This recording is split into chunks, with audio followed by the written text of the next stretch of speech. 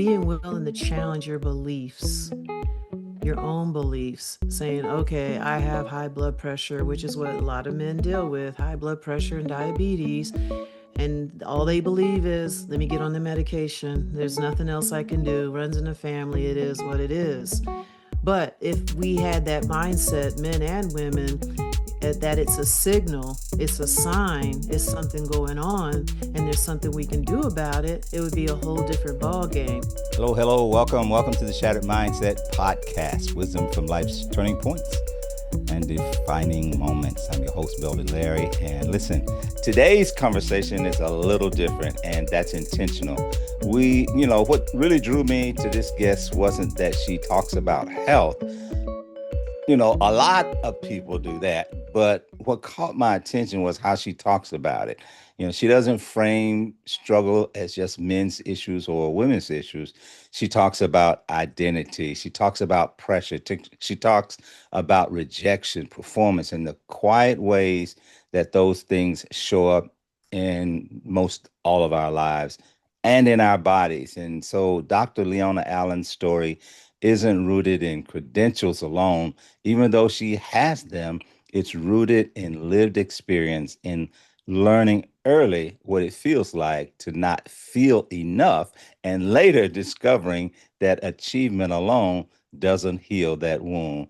This isn't a medical lecture. This is a human conversation about mindset, about life lessons, and about the limiting beliefs we carry longer than we realize. Dr. Leona, I'm really glad to have you here.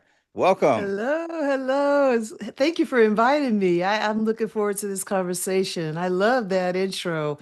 I haven't heard it put together that way, and I love that. I love that. Wow. So I did okay. Yes, I'm perfect. glad. I'm gonna steal some of that from you. Oh, well, it's yours, so you can.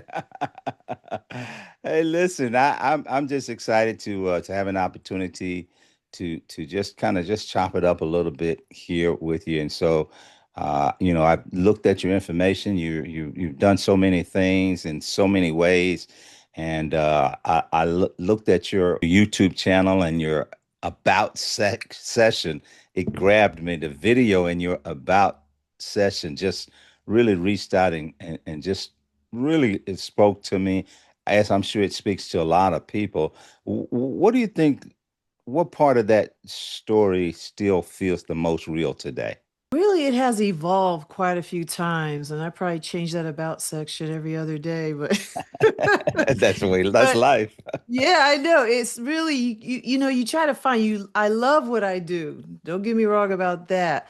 But helping people understand how I love what I do is also key. Is like I have what's going on in my mind, but helping people understand that is the challenge. But I do love what I do, and a lot about that about section is really understanding what health truly is. It's not a thing, it's not a credential, it's not something you put on your to-do list. It is actually a state of being, and actually communicating that. I feel like early in my career, people didn't really want to hear that. They want to hear, what do I eat? What do I take? But it's really a state of being. And I get it, and the people that I help get it. But for the most part, really, I think people internally get it for the most part, but really understanding it and embracing it is what I try to help people to do.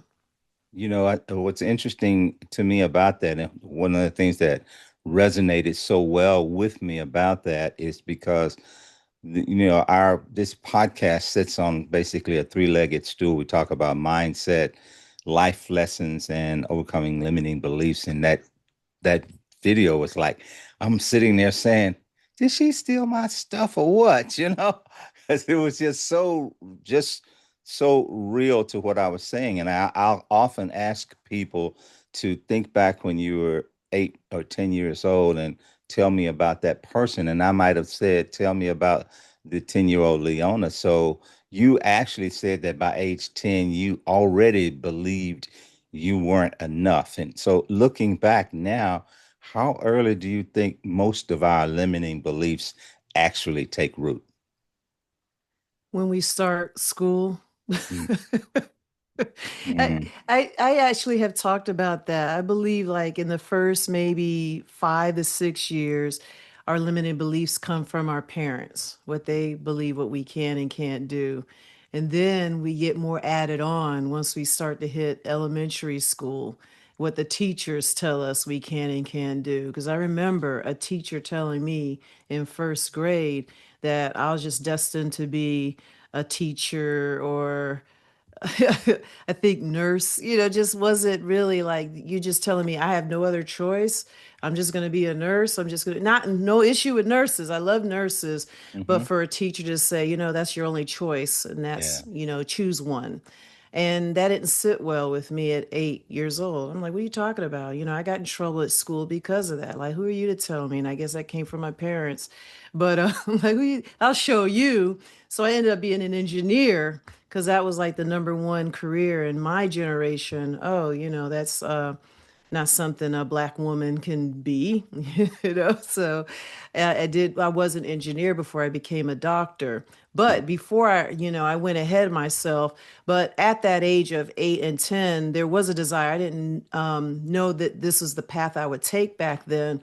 But when I was about 8, I loved encyclopedias. Okay, Mm. just age myself there. But I loved encyclopedias and I was always fascinated with the human body, how it worked and how to take care of it. So intuitively, I knew that we were supposed to be healthy and the choices that we make contributes to that. So I knew at a young age, if I eat this, I'll get sick. If I eat this, I'll get fat. I had that internally. If I eat this, I'll get cavities. And I believe that's why I don't have one cavity right now, because at a very young age, I understood consequences. If I did this, I did that. So this would happen. So that's kind of my mindset. If I did something, there was consequences, Mm. and that's kind of why I was kind of that stubborn, rambunctious child, because I was like, well, if you tell me to do this, this could happen, or if you do this to me, this will happen to you. So, Wow. Wow. I had enough cavities for both of us, though. yeah. So, at what point in your life were you able to separate the limiting beliefs that you had about yourself and that were instilled in you, which I agree because children are cruel, especially school children can be some of the most cruel people, you know. But at what point were you able and how did you come to the mindset to separate yourself and to Hmm. not try to think you had to perform your way into acceptance? Wow. I think what happened, it was probably in more like junior high or high school, because I was kind of strong-willed as a child. You couldn't tell me nothing, but I got in trouble. Eventually, I just got in trouble with that. Like, hey, you need to follow our ways. Your limiting beliefs. You need to have these limiting beliefs. They were like ingrained in me. Thinking back, I don't remember a moment like, oh, that's a limiting belief, and that's what Yeah. I have. But I believe it really started to show, man, these were created in junior high and high school and trying to make everybody else feel comfortable around me or other. And I started to believe that when people said you can or can't do that, I did start to believe that I wasn't capable because of how I grew up or because I was tall or the color of my skin. So I really think that started in high school and then it just evolved to my adulthood. What interests me, you have children? Yes. Yeah. Okay. So we have six children. And what interests me when you talk about how you shifted your thinking and so forth, a lot of people are totally influenced and guided by their culture, their environment. And then there's the other group who rebels against it and goes a whole different way. And, I'm not sure I know what the differentiator is that triggers a different direction. Because the reason I ask you if you have children is because in my children growing up, I would look at them and say, how did they grow up in the same house? Because they're so different. I was like, how did they grow? This boy is way over here, and this boy is right here. I'm like, how did they do that? So what are your thoughts on how people have those differing things, because if you can talk about having a limiting belief at one time and then becoming an engineer and then becoming a doctor, that just doesn't fit.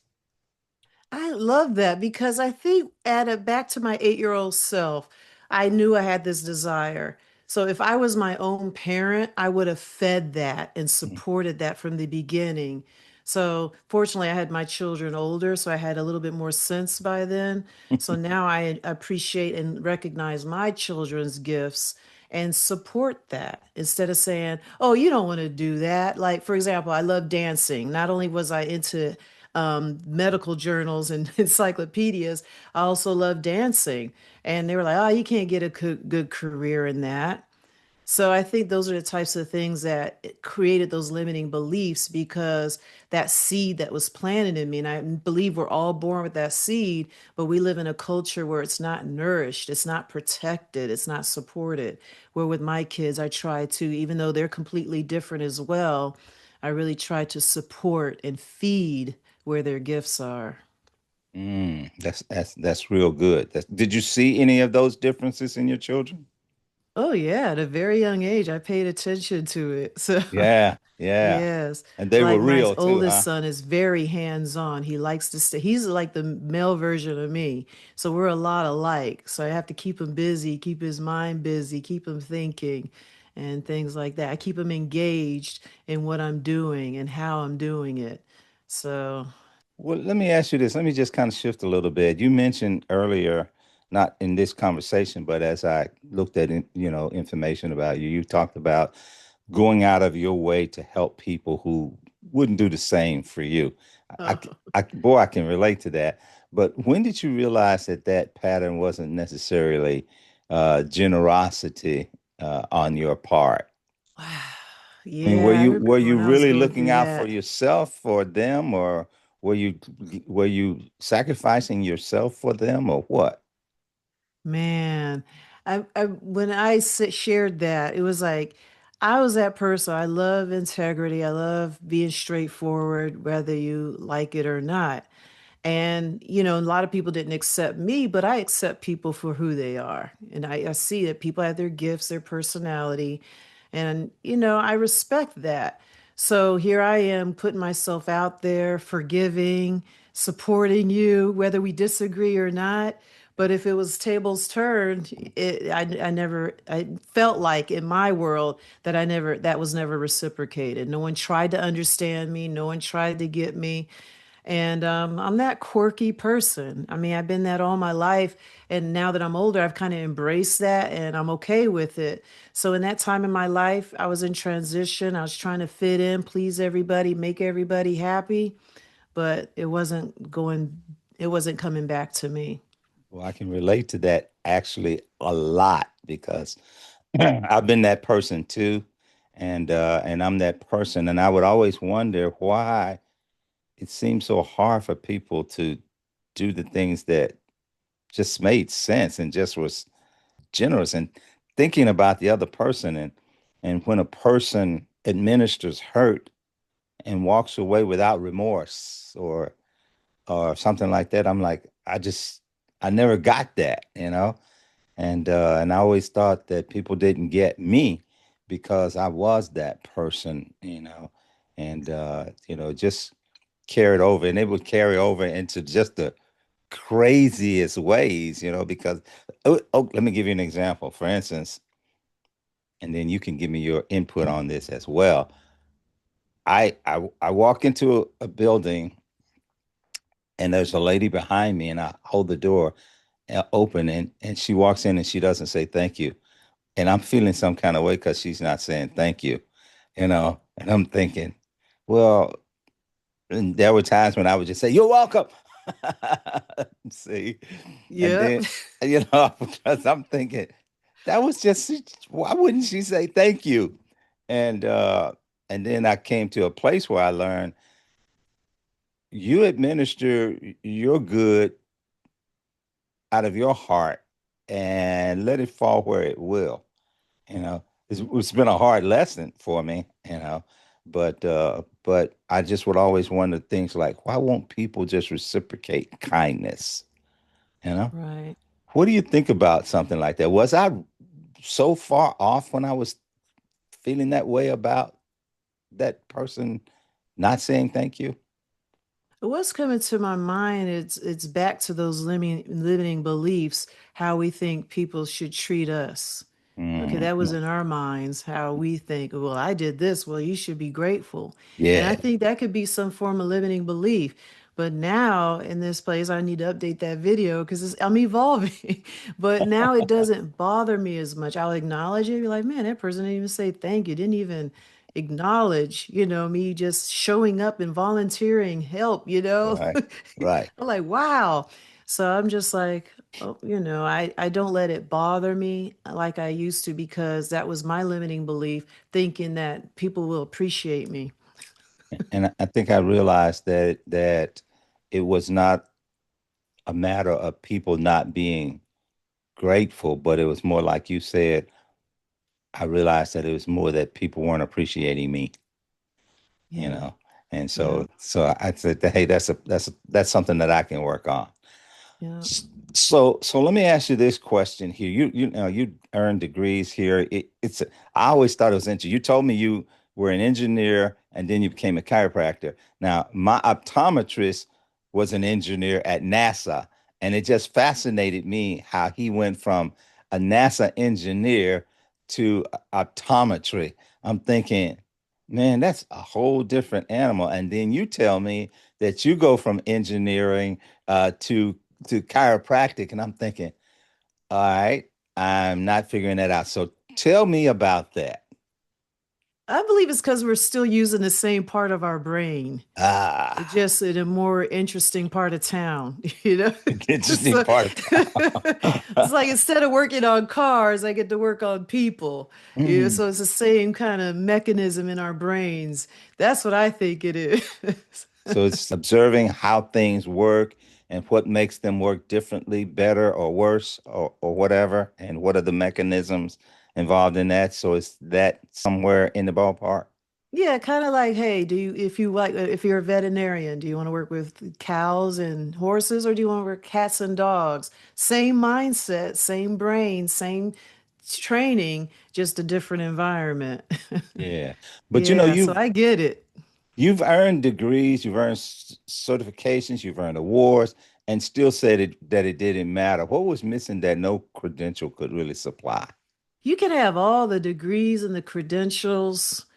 It just doesn't matter. At the end of the day, if you don't love what you do and do it with purpose, because I've seen people without the degrees and they're very good healers and maybe not technically doctors, but there's a lot of good healers out there without all the degrees. So I think with the degrees, you're focusing on the grade, you're focusing on the title. But at the end of the day, if you're not about being the doctor, being the healer, Mm, being on purpose, then it doesn't matter. So I really had to connect that. I was really good at proving people wrong, but at the end of the day, it was about who am I? And that was really the biggest hurdle that I had to overcome to be able to do what I'm doing today at peace. mm. You were Yeah. proving people wrong, so you could have been an attorney too, then, Probably. Yeah. huh? Actually, I was thinking about that. I was an Wow. engineer when I realized I was working for no issue with Ford. It just wasn't the the farm I wanted to work in. Yeah, So yeah. and so I was just there and I was like, what do I do? If I don't want to work here anymore, what do I do next? And I was looking into law school and I was like, nah. I mean, I could probably do it, probably be great at it. And there's a lot of people that are great attorneys, great doctors, great NASA engineers, but they're just not happy there. They just don't feel like they're in the right place. Yeah. You do a lot now. You've transitioned a few times, and I think that uh the way I look at your transitioning from thing this to that is a life of expansion to me. Some people might look at it as well, she doesn't know what she wants to do, but I look at it as a life of expansion, and I love the way that the things that you've taken the mechanical thing and taken it to a physical thing, and then you've transitioned that into a much bigger thing.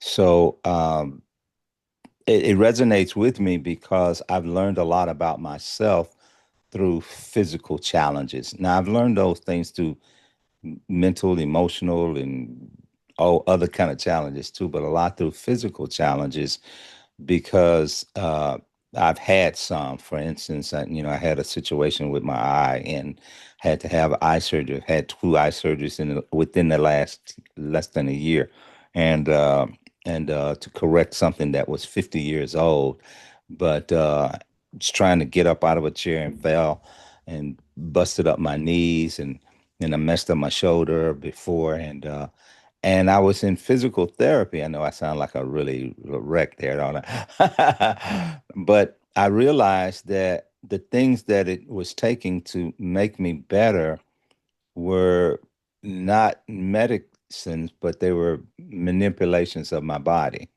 in my shoulder. Now I've injured my left shoulder, and now after physical therapy, it has more range of motion than my right shoulder that had no injury, and my knees, no medication for those. Just working on it, and I realized that movement is medicine, and and I learned that the movement of our bodies has a lot to do with our overall well-being and our aging and so forth. Can you maybe talk about that a little bit from your perspective? Because I know that for me, I've seen a lot of things as the years go by, things work differently and all of that stuff. So, but a lot of it, I know that all of us age, but I made a decision that I'm not getting old. Yeah, I get that too. I remember when I was hitting like my 40 ranges, I was like, ah, it's not getting old. But movement is extremely important. And I think that's another type of conditioning because just think of us when we were 8, 9, and younger as kids. We weren't, we had to move, okay? That we were told to move. It was encouraged. Not so much in schools today, but back then we had PE, we had recess, we played outside. The parents made us go outside. So that was just a part of life. But now it's just with technology, I think we've just been conditioned not to make it a priority. I Okay, it's think always been important. It's for everybody. Does that make sense? Yeah, but I see it in Yeah. two different ways. So I see that we used to go out and play. We were always outside doing things, and now especially our children are very sedentary and they're doing things on their Mhm. computers and everything.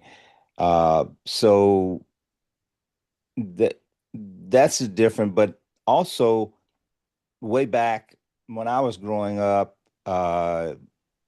if a woman had a baby, she spent days in the hospital. If a person got sick, they spent days or weeks in the hospital. If something was wrong, don't move it, tie it up, da da da. And now they're saying, get on out of here in the same day, move here, do this. So I see it on both sides, Uh, but I think that the mind sometimes we're just so much in survival mode that we're not listening to our body, which is a messenger to us that's just telling us. And I learned that about pain, that it's pain is not just a bad thing, but it's also a messenger that's saying, hey, check something else out. Why do you think that the body speaks so to us, and why do you think that people are not listening? I think a lot of it's conditioning. We're just not really taught. Because when you were talking about the woman and the childbirth, I guess, see, this is a good example where your experience and my experience, we had two different experiences. Because for me, lack of motion was never a problem. I've always been some kind of athlete, fitness, something like that. But even when I was pregnant with both of my children, I had home births because I Mm. didn't want to be tied to a hospital bed. I know somebody's going to be like, what? But that was my choice. I didn't want to be, I was walking around in labor. Okay. I was mobile, and that is actually easier. That was my decision. But I know a lot of my female friends are like, oh my gosh, you're so brave. I'm like, no, our bodies are designed. to do that, but we're not taught what our bodies are designed to do. We've learned to fear certain things. We learn to fear a fever, where a fever is part of healing. Your body has got, it's, you're dealing with an immune challenge. The body is going to raise the temperature to kill that virus. So say it survives at 98 degrees, but it needs to be 99 to kill it. It has to go up, kill it, and it'll come down. So when my kids have a fever, I'm like, okay, it'll go away. Just relax, let it pass. That's the only time we should rest is when we're not feeling well, to give our body energy to recover. So a lot of what you're saying, I hope I'm answering your question, has to do with mindset. We're just not taught. We're not understanding a lot of things that are normal. We're taught to believe that it's something wrong with us. And that's another limiting belief. I'm too old. I'm not athletic. I'm too stiff, things like that. Those are limiting beliefs. Yeah, there are two things that are tied up in that, and I want to get them both out and not miss one or the other, because I want to back up to what you said about the body needing to go up to 99 degrees to kill the virus. Nobody knows that. Nobody knows that. That I can't let that just slip by because we think, okay, it's above 98.6, so it's going in the wrong direction. So, let's pour a bag of ice on his head or something and let's fix that. But I really want to capture that thought a little bit. Can you just elaborate a little bit more on that, on how our bodies can fight these things off? Yeah, it could be 102, 103. Let me just use an example. My kids, they're going to have a different mindset because I'm their mother. So one of my children was sick and he had the fever. We just monitored it. And then when the virus broke down or whatever the immune challenge was, he started coughing and spitting it up, runny nose. My younger child was like, that means he's getting better. Mm, Okay, because mm. that's what happened was the body killed what it was supposed to kill, and then he eliminated it. So the body was getting rid of it, but we're taught to suppress it. Oh, I have a runny nose. Let me take a antihistamine. I don't even know the stuff. They just take stuff to dry it up, take stuff to stop the cough. And Hmm. then over time, if you're not taking care of it, it accumulates in the chest. You get congestion in your lungs and in your body. But that stuff has to come out. Diarrhea, the same way. The body Mm. is trying to get rid of stuff, but we're not taught that and we interfere with that process. That's phenomenal. That's phenomenal. It was so good it made me forget the other part of the it's like my daughter used to say, Daddy, I have a question. I said, in a minute, and then I come back to her. She said, Oh, no, I forgot. But We were so talking about fevers. Does that help? yeah, well, it'll come back to me. Hopefully, Okay. hopefully not at 2 a.m. I know about that too. See, so is it fair to say that when we have a lot of our health struggles, it's that we're, when we're talking about the fever thing, sometimes we think that we're not disciplined to take care of ourselves and so forth, but sometimes it's just that our efforts are misdirected because of a Mhm. lack of knowledge. Would you agree with that? Yeah, I believe people think because we have fever or cold, something's wrong with us, and that is a part of the journey. That's how our body does strengthen. That's how our immune system does get stronger. When we work out and we feel sore, we know that's not a bad thing. We know it's working, right?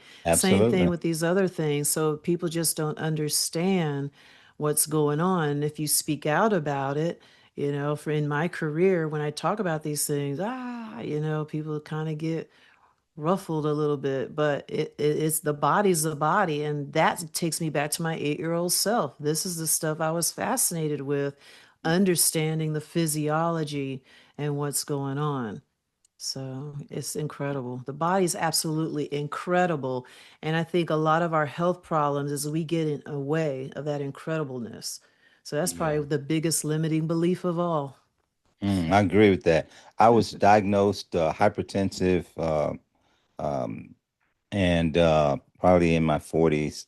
And then I was diagnosed as diabetic, and I made a decision to take control of my own health situation because I believed that those things were controllable, that those things were uh, fixable. And so I made a decision that I was going to do something about it, and I changed my diet, and I started eating according to my body's style and type and so forth and such. I lost like 40 pounds, and it has never come back, and that was like 4 or 5 years ago.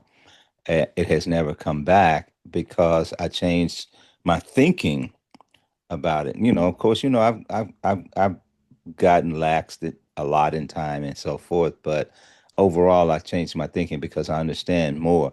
But one of the significant things about that was that I went from being on metformin for diabetes to off metformin, uh, and no diabetes medication. I went from taking Acupril, Cinepril, and all of those different medications for hypertension, and I reduced that to one pill twice a day, and it's like 6.25 grams.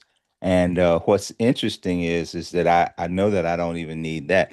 But what brought me off the other medications was when I talked to my doctor, and we were going through this and going through that, and I said, "Well, my numbers are looking good, and they've been looking good. How about we get off of this?" He says, "Well, how about we just kind of shift it to something?" I said, "How about we get off of it?" And he said, "Well, let me check you." I said, "Go ahead." And so that's how I got off the medication. That's how I got my medications reduced and so forth. And even today, when I went for this little issue that I had, I forgot to take the medication. I forgot the night before to take it. So I'm going in saying, "All right, let's see what we're gonna be," because I forgot. And I left the house, and 5 minutes after I said, "Oh, it's too late for me to turn around." And so I went to the doctor, and my blood pressure was 126 over 70, and I'm like, okay, okay. See, my point is well taken. Hey, if your furry friend is overdue for a spa day, let me put you on to Wolfgang Bakery and Grooming right here in Marietta. These folks do it all, full grooms to coloring, whatever your pet needs to look fresh. Their expert groomers are true pros, and they take great care of every pet that walks through the door. They've got your pet style covered. You can call them at 470-523-8068 or stop by 2500 Dallas Highway, Suite 540, Marietta, Georgia. Use the code mindset/Wolfgang so they know you came from this podcast. Wolfgang Bakery and Grooming, Marietta. I know that we can control a lot of the things that are taking a hold of our bodies and our aging process and so forth.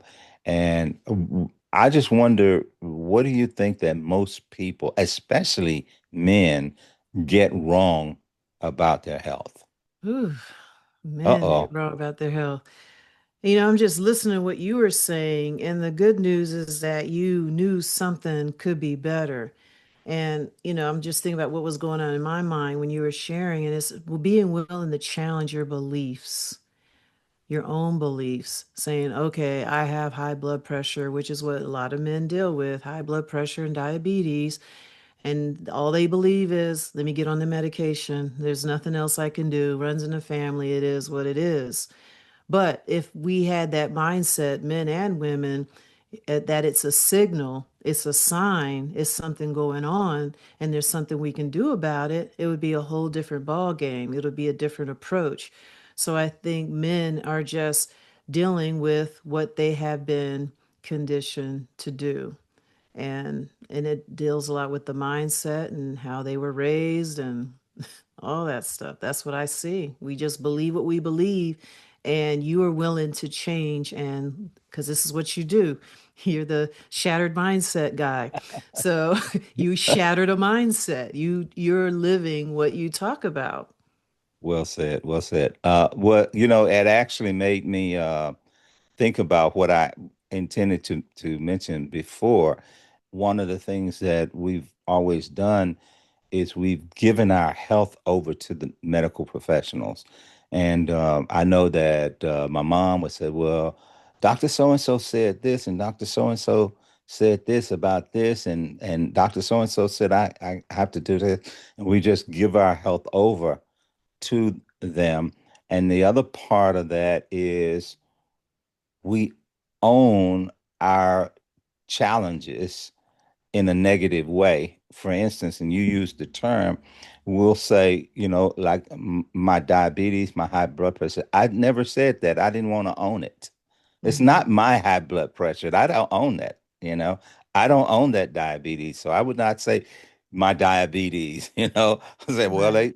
they say that, I need to be treated for diabetes. They say that I need to be treated for this, but I never owned those things. And I think that that's having to shatter a mindset too, because people own their negative physical conditions. Do you find that often?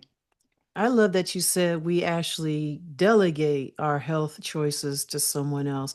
So, when my about section, I'm about teaching people to understand their bodies, and people don't need me for life. They learn. They're like, oh, I got this. I can do this. So, people just don't know that they can have control. It's like you live in a house, and you have someone come in every day to tell you what to do in your own house. Hmm. Okay, but we treat our homes better than we treat our bodies. We know how to work the oven and do all these different things. We maintain it, we clean it. But when it comes to our bodies, what do I do? Yeah. And I think that's the biggest problem is just this is the body, this is our real house that we live in daily. Okay, we can get new houses, but we can't get a new body. So if we change that shift, we start telling our children that at a young age, the world would be completely different. So I like to say a lot that it's not completely our fault.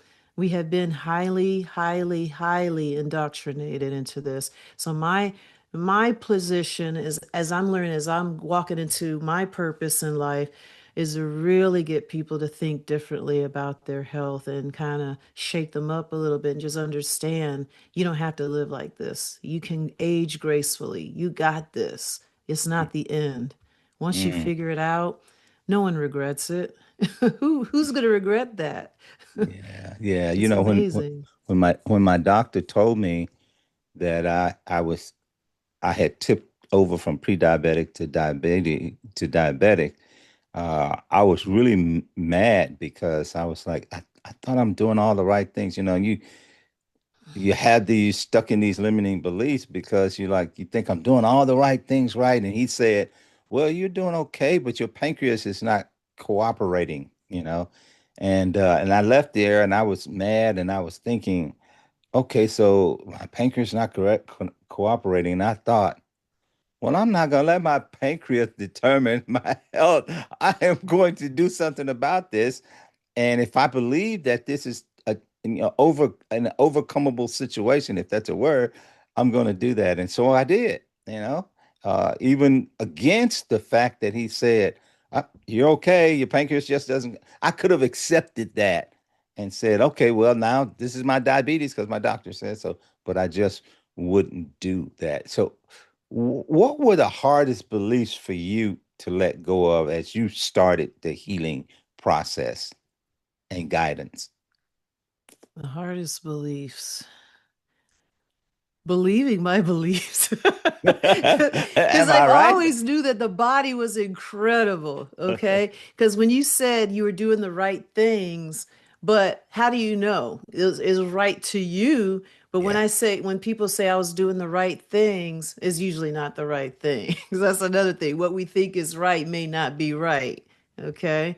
Hmm. But as far as my biggest belief, I mean, I've always knew that I was that one that was kind of like the quiet one, sat and well, it's like if I wanted to say something, I'd say it and got in trouble. But if I didn't say something, I was just quiet, you know. So if I'm talking to you, it's because I have something to say. I'm that person. But anyway, but I think what it is I believe what I believe. I was very strong in what I believed in.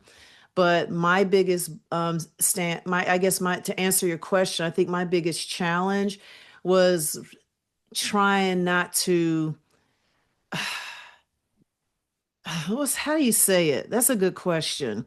It's really just understanding, like, if I disagreed with you, instead of just speaking out and disagreeing and just sharing that disagreement and why I believe what I did, I just kept quiet. Yeah. So I kept a lot of it to myself and only shared it with people. That's why I'm a doctor. People now come to me and I'm like, all right. So I can talk freely in my world and I love it. But in social media and things like that, people that don't know me, it's hard when people don't get it and people just believe what they believe. And some people are so they hold on to it, whether they're right or wrong, they hold on to it. But I think my biggest belief was just understanding that I had to trust myself and just believe that what I believe isn't to hurt anybody, it wasn't to be selfish. It was true. This is the human body. This is how it works. This is what it does. This is what it's capable of. Why don't you all see that? So I believe just trusting that was something I really had to overcome and trusting myself and what I love to do. I see you talking about different things. I see you talking about hormone health. I see you talking about cholesterol and talking about high blood pressure and all of those things that I don't hear uh, most chiropractors talk about. Why Mhm. did you pick up the mantle to talk about those things? And what made you, as a chiropractor, feel comfortable in that space? Believe it or not, a lot of chiropractors do this type of work, but the philosophy of chiropractic is above, down, inside out. Right, So, but more from a structural standpoint. right. And then while I was in chiropractic school, even though subconsciously I knew a lot of this stuff and it made sense, but the world kind of just battled me against it. I think that was a big thing. Then I go to chiropractic school. I'm like, these are my people. Okay. I mean, it was just incredible. I met, and a lot of them were engineers that were going back to school. So it was the philosophy about healing from the inside out. So a lot of people don't realize we talk about nutrition, we talk about lifestyle, we talk about um, just all the things. But when people think of chiropractic, they think we're just car accident people. But really, with the real main issue, the focus of chiropractic is to heal from the inside out. And that's why a lot of us do incorporate. But for me, talking about blood pressure and diabetes, because some chiropractors will just stick with personal injury and back pain and things like that. But a lot of us will venture out and do other things as well, whether it's gut, thyroid. But I'm very passionate about metabolic health because that was my story after, because I didn't realize I was going through it when I was younger, but it really came to my attention when I had my children at 36 and 40. Mm, And here I am thinking I'm doing better than most. But when I had my first child, I was like, I'm pre-diabetic. I got high, they call it gestational diabetes and preeclampsia. Oh, it'll go away. But it didn't. mm, All right. And because I knew what I knew, I never got on meds or anything. I knew there was a different way. So that's another thing about mindset. Fortunately, I knew there was a different way. So here I am, a doctor, and it got me. I can only imagine the regular folks, right? So I that's the path that took me on. My dad was diabetic ever since I remember being 13, giving him insulin shots. So he was diabetic most of my life. My mother, she was pretty much what I see most of my patients, especially the women. They've been told they're normal. They just can't lose weight. They're moody. mm, They can't sleep. You know, that was my mom. Headaches, and we're told it's normal. It's just a part of aging. But my mother was that person, only to find out she had stage 4 cancer and passed a month later. So mm. it was like no, none of that got caught. Like that should have been caught a long time ago. But Yeah. what I do is I like to catch that. Don't wait till the diagnosis. Take care of yourself now. But we live in a culture is like get sick, hit that near death experience first, then do something about it. And I want to change that story. I want to change that narrative. Well, I'm glad to hear that because I think that kind of education, communication is what's needed because there's a fine line between making right decisions and taking risks that are necessary because we're already, especially men, already don't do enough to make sure that we're taking care of ourselves. We let something go. Like me, I had this situation that I told you about, and I let it go for weeks and weeks before I said, "Do something." Do something now. I said do something a lot, but I didn't. I just until one day I said, "Do something now," and it was amazing to me that when I made the decision to do something about it, my anxiety level just came down just by making the decision and making commitment to it, not just a decision, but committing to it. And but the thing is that there's a fine line between saying I'm going to take control of my health, I'm going and that actually being a risk of not going to the doctor and all of that. So, how do you help a person to balance that thought process if I'm making sense at all? No, you are making sense because as a lot of men, it has to be no other choice than to finally get looked at. That's what I've encountered, but that is changing. That's the fortunate thing. And I believe it's changing because the women that I have worked with are helping that as well. Because we'll go, but we're told nothing's wrong with us. And then the guys just don't go because they could still get up out of bed or whatever. So I think as the women realize we have answers and that there is, we can communicate that. And I think a lot of it's just access to knowledge and seeing examples. Because more than likely, your dad did the same thing and his dad did the same thing. So I really, it goes back to mindset and getting the education and understanding that for one, we have to have more of a preventative mindset, and two, it is possible. And we're Yeah. just not really led to believe that it's possible, Actually, my unfortunately. dad was the one who said, "Ouch! Oh, I'm going to the doctor." Oh, for real? He Maybe that's told why you overcame what you did. So it's like you, yeah, we have examples in our life. yeah. He Yes, would just also. say, his mindset wasn't a negative one. He would just say, "I'm not going to let anything sneak up on me." You know, if I think that there's something wrong, I need to get it checked out, And now my dad was a real positive thinker. He never thought seemingly that there was anything going to be wrong. But if something happened in his body, he said, I'm going to let somebody make sure that I'm okay. And he lived till he was 94, just before his Mhm. 95th birthday. And I think he would have lived longer if he hadn't had hip and knee surgery on the same side of his body and lost his mobility. And his wife, and my mom passed away. And I think that once he lost mom and lost his independence, that it was over for him because he was just strong right up until. But I admire that. But he was always a high achiever. Speaking of that, though, why do you think that high achievers struggle so much with the things that are essential to life, like getting the rest that they need, having the stillness and all of that self-acceptance, all that? They're just boom, going at it. What's wrong with high achievers sometimes? We believe we're just invincible. Yeah, I'm guilty of that. Like, I don't need Yeah. to sleep. I'm gonna keep going, you know? So I think because we're so driven that we feel like we could push through all the obstacles until the body's like, no, lay down somewhere. You need to stop. Yeah. Yeah, Yeah. yeah, we And do. then I We was do. thinking about your dad before I forget. Like an example of that is, he went to see a doctor when he had something going on. And that's another thing. Like, but are you trusting the right doctors? Okay. Was he still willing to be responsible for the choices, or was he depending on? So there's so many different dynamics, and Well, I think yeah, a lot of it's personality and how we're trained in life. for sure. Because my wife's mother, she would go to a doctor and he would give her some medicine, and then she'd go to another doctor for something else, and he would give her a medicine that contradict the other medicine and could. I'm like, so one doctor's giving you something to heal you, another doctor's giving you Yeah. something that will kill you if you take the medicine that the first doctor gave you. It's like crazy stuff.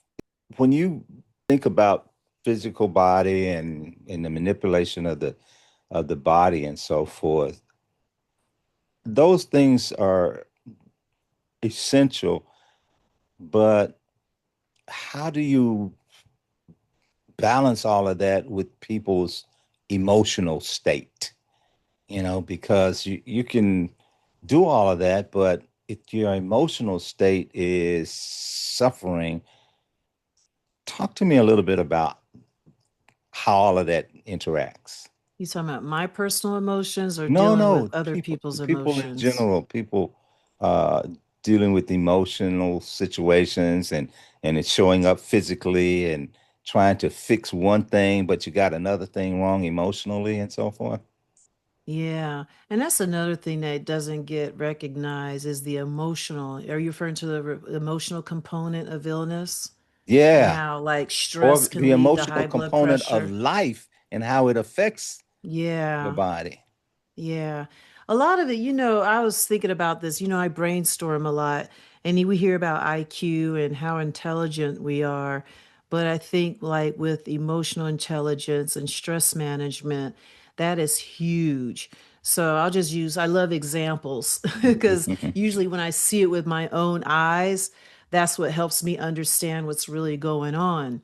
But a lot of us are making decisions from our 5-year-old self without even realizing it. So we're adults. We may not have the temper tantrum. We may not throw our toys or anything like that anymore, but we're dealing with that disappointment, that emotion in different ways that are harmful to the body. We might break a toy back then, but now it might be emotional eating or drinking or something like that. So it's like not learning how to handle our disappointments, but then you're dealing a certain way, and then here's this commercial or something like that that's really at taking advantage of that emotion. So this is why I do what I do, because people just don't know what they don't know. They don't see the triggers. So once you start to watch a commercial, like, why are you taking advantage of my loneliness? Why are you taking advantage because I'm single? Why are you taking advantage because I'm broke? Why, it's like, so it just gives it. But think about it, there's not empowering commercials out there. When you think about a commercial, are they really, and are they really trying to, I'll say, profit off your success and your ambition, or are they Mhm. using those? They tell you in marketing, get the pain point, Mm, address the pain, and mm. I get that, but we need to use that pain to make them better, not to just help them feed into that pain. And a lot of things like blood pressure and diabetes, people stressing out, people overeating, eating too many refined carbs and sugars, they're feeding, either knowingly or unknowingly feeding that pain. Yeah, you talked about pain, and you even talked about pain before, and you said that you actually turned pain into power. Hmm. So, what did that type of transformation actually require of you to do that? Well, instead of like being in that pain and feeding that pain, which I did, just like everyone else, even though I was a nerd and read books and stuff, I still had my moments. I still had to learn through it. Reading books and actually going through it is one thing. But the thing is, I got tired of reliving that pain, because it's like we all have certain types of pain that we deal with. We have that same pattern. And at a point, I got tired of repeating that pattern over and over again. So I had to turn that pain into power, because I was just tired of that cycle. I was tired of it making me sick. I was tired of it making me feel worthless. I was tired of it making me make the worst choices, So that's really what it meant for me to turn pain into purpose, because I wanted to break the cycle. Wow.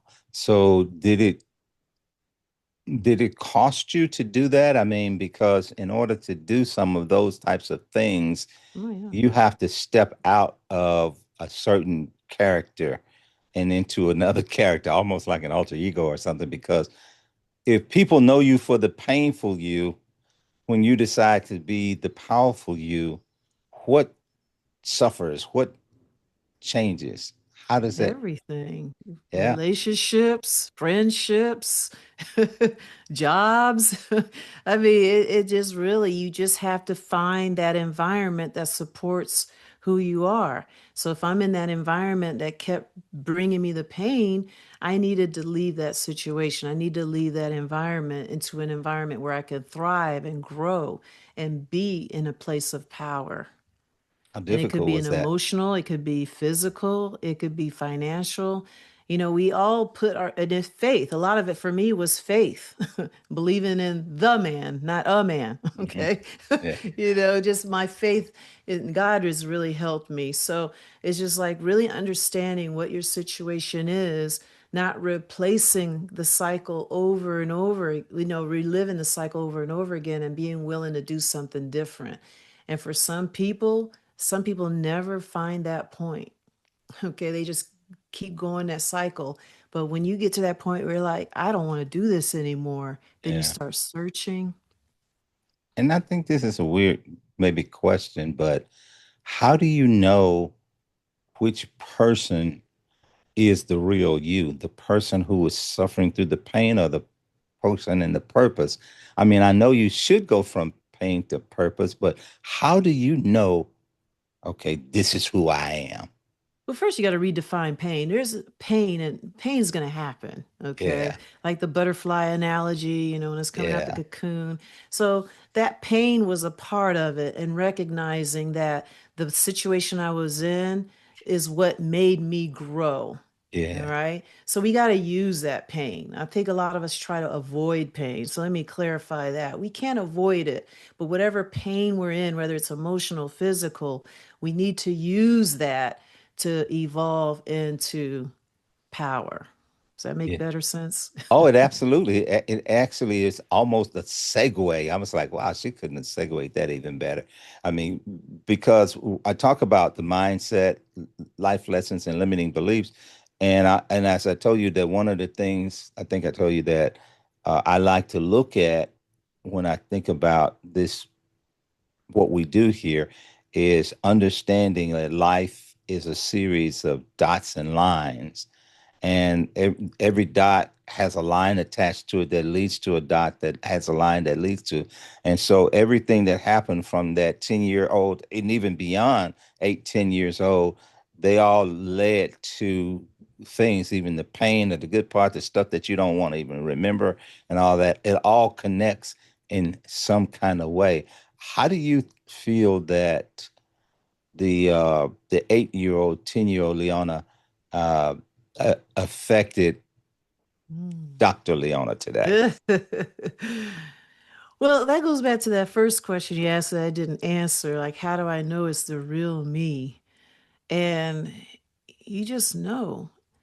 It's like I knew at 8. You're just at peace. You are who you are. You really can't explain it. I think ooh, you got some good questions. I gotta get back to you on that one. But you just reconnect. And I think if we all kind of did that, not as just individuals, but as parents, and we start to just change the narrative and really help teach our children what life is about and what pain is and how to navigate it, I think it'd be different. But I think we're just caught off guard. We're surprised. Like, say, for example, I know you mainly talk to men, but men hear about this too. But say, for example, menopause is one of the things I help women with. And there's so many women that say, my mama never told me about this. Hmm.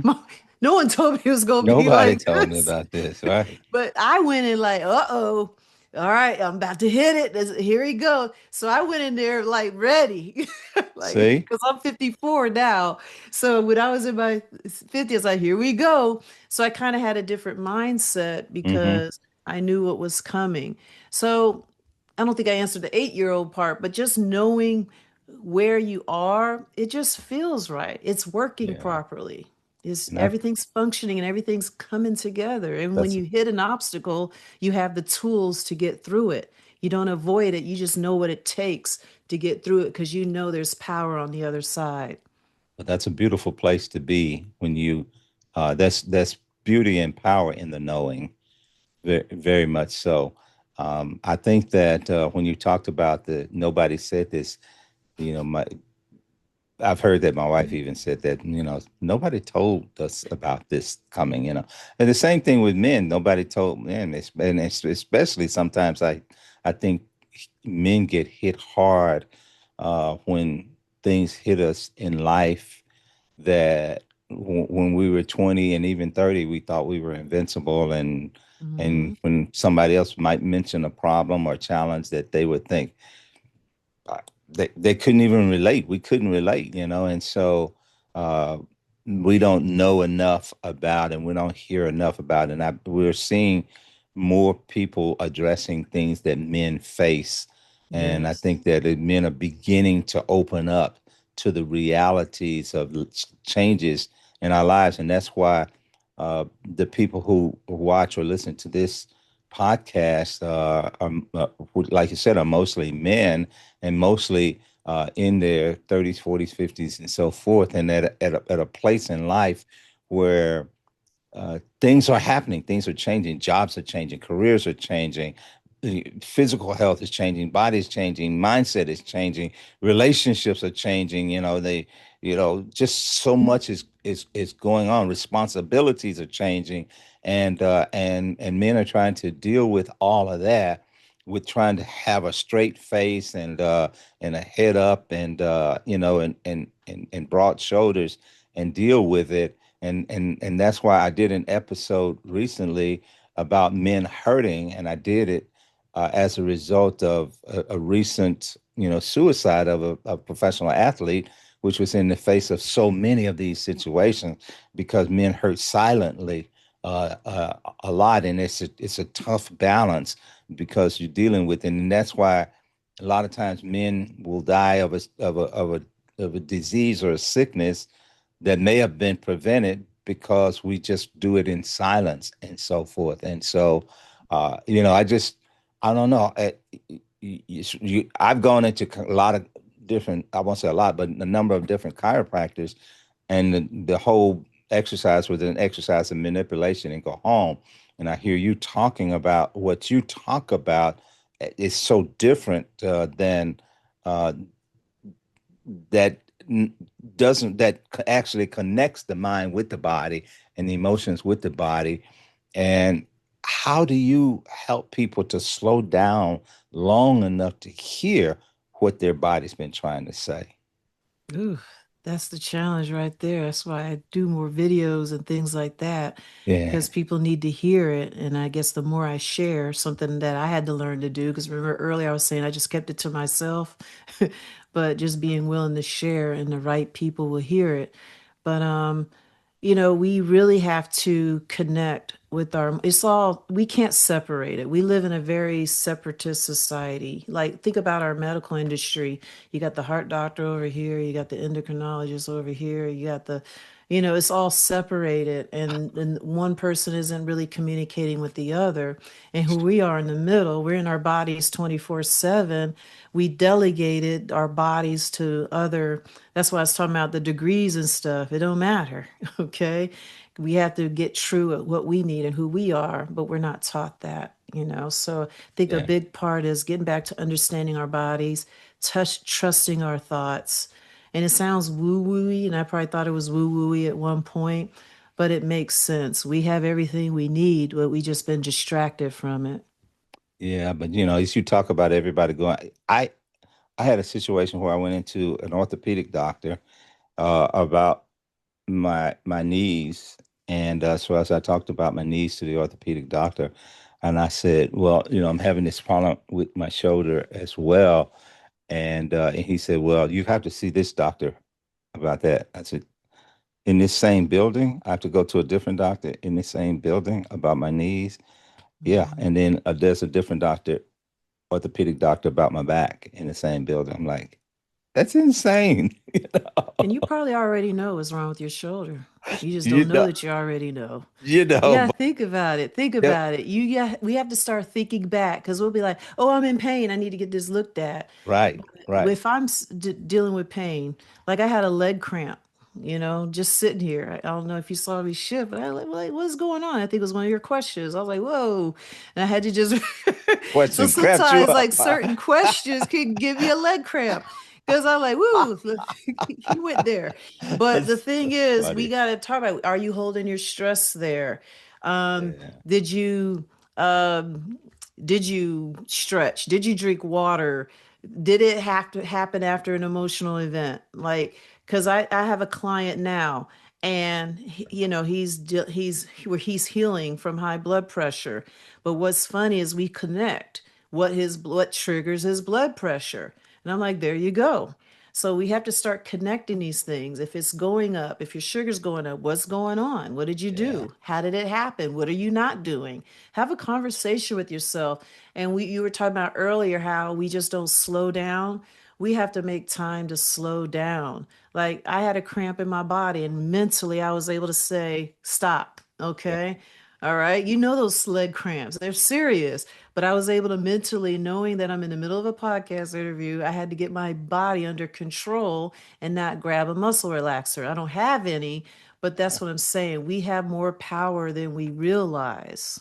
You did so well. I must admit, I was doing a podcast interview. I was sitting with gentlemen. We were kind of sitting at a desk, but a high desk with bar stool type. And as I was interviewing, I got a cramp in the bottom of my foot, and I was like, oh. Oh my goodness, it was terrible. And I was trying to be focused and ask questions. So I have to say you did very well. So listen, looking back now, what part of your journey are you most grateful for, even though you wouldn't wish that part on anyone? Okay, no, no, no cramping. Um, Funny. wouldn't wish on anyone. But you're That's most proud hard to of it for yourself. say. What I'm most proud of? Yeah. What's that question again? Say it one more time. If you look back, what part of your journey are you most grateful for? I wouldn't say most proud of, but most grateful for, even though you wouldn't wish it on anybody else. I mean, I'm grateful for it, but I would not wish it on someone. I hope someone experiences what I experienced, but I don't think I went through anything that I wouldn't wish anyone on. No part of your journey that you just said, "Hey, that was terrible, but I don't want anybody else Yeah, to I have to go had through that." those, but not wish on anyone because I got so much out of it. Okay, so uh, anybody who goes through it, they will get something out of it too. I got it. yeah. Okay, Yeah, all we right. have to use the experiences. I think when you think about high achievers and Mm-hmm. those that are doing so well, every Yeah, single one of them had something happen in their lives yeah. and they brag about it. You know Mm-hmm. what I mean? It's part Yeah, of their story. It was their turning point.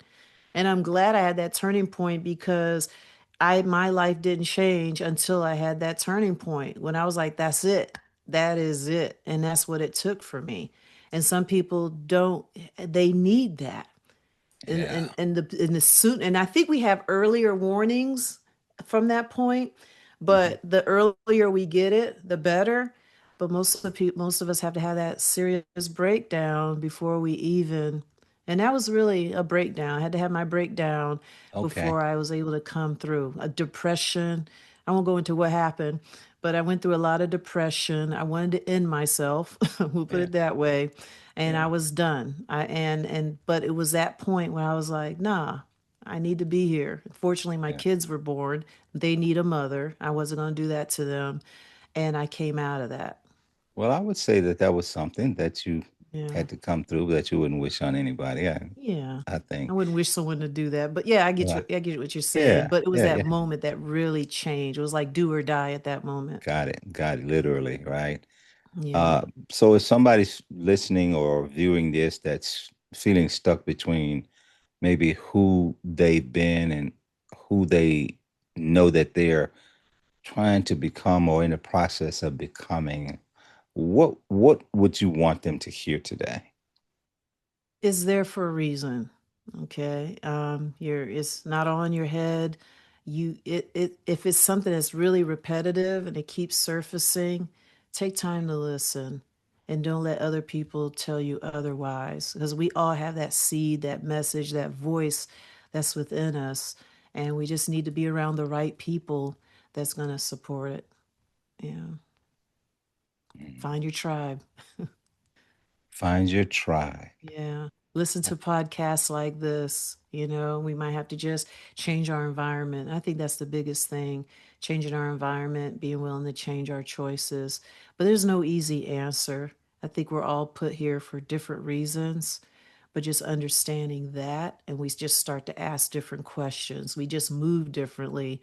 And just from that, we start to find the answers. Because I can't say I did this and this happened. It was at that point where I realized I had to trust myself. I had to listen to those signals because our bodies tell us. If you get that uneasy feeling and we're taught, we ignore it. You got to listen to that. Our bodies tell us what's going on. That shoulder pain is telling you something, especially if it came out of nowhere and it wasn't a brick that fell on your shoulder. Yeah. Yeah. Yeah. So as you think about who this audience is, and where they are in life and so forth, uh, is there any other final message that you could give to them? I'm going to say you gave a good example that you knew, you already knew, not Dr. So and so, not saying I'm against that or anything like that, but a lot of us have that answer and we just want someone we can safely trust to support our journeys. And that's what's really going to happen. Trust the process. You will get your answers. You will find the people that support you. And yes, some people may drop off in your life, but once you trust it, the rest is taken care of. Excellent, excellent. Well, listen, look, before we wrap up, for anybody that's listening or watching or who can really connected with your story, and I can't see how they couldn't, or maybe they want to learn more about your work, where's the best place for them to find you? The best place, I would say my website, but I'm going to revamp it soon. So we can start there, drleona.com. But I also have a podcast where I share a lot of this information about healing. So they could check out the Heal Deal podcast. I'm on all major platforms and also on YouTube at Excellent. Dr. Leona Allen, Drleona Allen. Excellent. Excellent. I appreciate that very much, Dr. Leona. This has been one of those conversations that just really stays with you, and not because of just what was said, but because of what it makes you reflect on afterward. I appreciate you. You reminded us that healing isn't just about fixing what's broken, it's about reclaiming what's buried. And I appreciate that very much, because sometimes the body just is the problem, but sometimes it's just a messenger, And I've learned that, and I appreciate that, and that resonated with me in your message, that the body as a messenger, and that many of us have just been trying to perform our way out of it and not really addressing what's going on. So, look, if you're listening or watching and something in this conversation stirred you, then don't just rush past it. Sit with it and pay attention to what resonated and why. And, hey, that's usually where the real work begins anyway. Dr. Leona, thank you so much for your honesty and your perspective and your work. And and I appreciate you sharing your journey with us today. So, to our listeners, until the next time, keep adapting, keep evolving, and keep reaching for those higher horizons. Take care, take charge, stay grounded, reflective, and aligned. We'll see you the next time.